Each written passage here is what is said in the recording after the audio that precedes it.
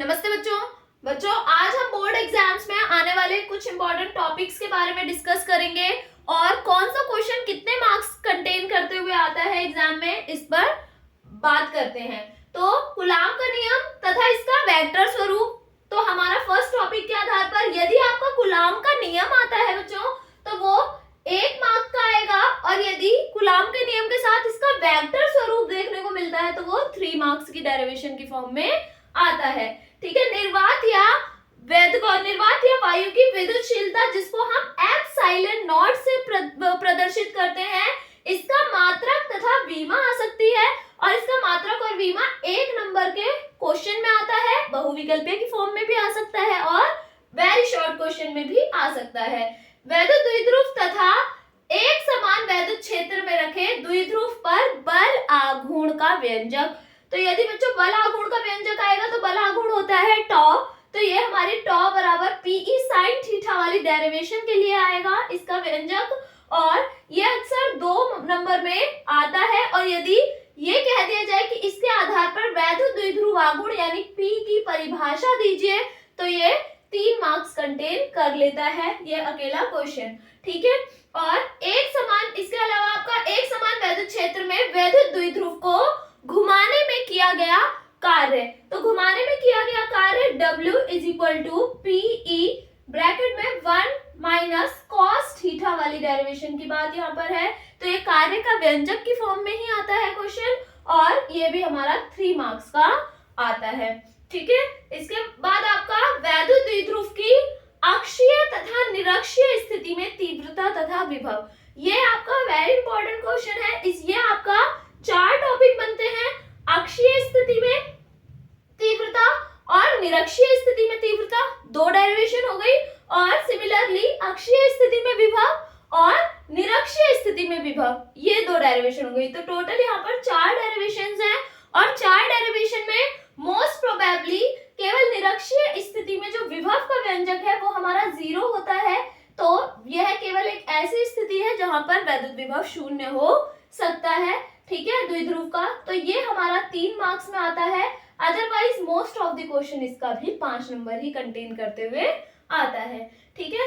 वैद्युत क्षेत्र की तीव्रता तथा विभवांतर में संबंध, तो ये आपका 1 नंबर का क्वेश्चन आता है जिसका आपका आंसर होता है E = V/d, जहां पर आपका E वैद्युत क्षेत्र, V विभवांतर तथा D प्लेटों के बीच की दूरी होती है।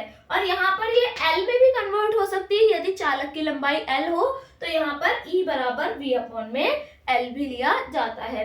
तो ये क्वेश्चन तो बेसिकली हमारा 1 नंबर में ही आता है, या आपका बहुविकल्पीय की फॉर्म में आएगा, बट इस पर बेस्ड न्यूमेरिकल्स आते हैं और कुछ लॉजिक्स इस पर बेस्ड न्यूमेरिकल्स के देखने को मिलते हैं बोर्ड एग्जाम में। ठीक है।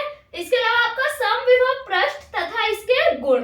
तो समविभव पृष्ठ और इसके गुणों की अगर बात की जाए तो समविभव पृष्ठ हमारा 2 नंबर के मार्क्स में आता है, और इसके गुणों में आपका समविभव पृष्ठ एक दूसरे को कभी भी कटान बिंदु पर नहीं काट सकते।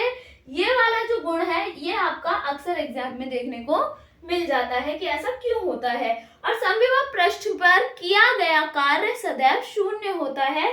ठीक है। तो ये वाला, क्योंकि वहां पर विभवांतर 0 हो जाता है, तो ये कॉन्सेप्ट इस तरीके के छोटे छोटे क्वेश्चन इससे बन जाते हैं। बट अगर समविभव पृष्ठ और इसके 2 या 4 गुणों की बात करेगा तो ये 2 नंबर के क्वेश्चन में आता है। नेक्स्ट है आपका गॉस की प्रमेय। गॉस की प्रमेय, अगर केवल गॉस की प्रमेय ही आ रही है तो वो हमारा 1 नंबर का क्वेश्चन आएगा, और यदि गॉस की प्रमेय का व्यंजक पूछा जा रहा है, ठीक है, हालांकि प्रमेय के अंदर भी आप व्यंजक लिखेंगे, आपका phi E = Q/ε0, तो ये भी हमारा यदि गॉस की प्रमेय 1 नंबर में कंटेन होगी और अगर व्यंजक के साथ आता है तो 5 मार्क्स में होता है।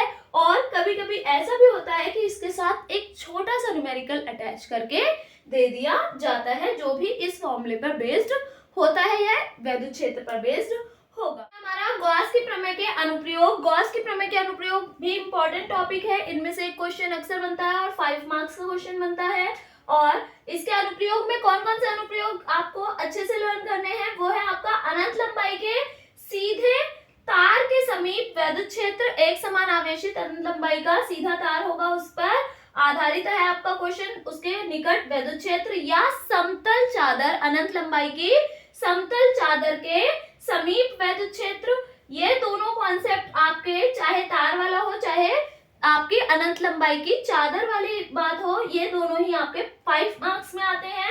और गॉस की प्रमेय की सहायता से कूलाम के नियम का निगमन, ये हमारा 3 मार्क्स में देखने को मिल सकता है। इसके अलावा नेक्स्ट क्वेश्चन है हमारा वैद्युत फ्लक्स फाई का मात्रक और विमा। वैद्युत फ्लक्स फाई का मात्रक और विमा यह आपका बहुविकल्पीय प्रश्नों में भी देखने को मिल सकता है और आपका वेरी शॉर्ट क्वेश्चन में भी देखने को मिल सकता है। ये भी आपका 1 नंबर में ही आता है। आई होप आप सभी को इस वीडियो से हेल्प मिली होगी। और इसके अलावा भी अभी आगे के कॉन्सेप्ट हैं जो कि संधारित्र विद्युत धारा पर बेस्ड हैं, जिनके बारे में हम नेक्स्ट वीडियो में डिस्कस करेंगे। Thank you so much.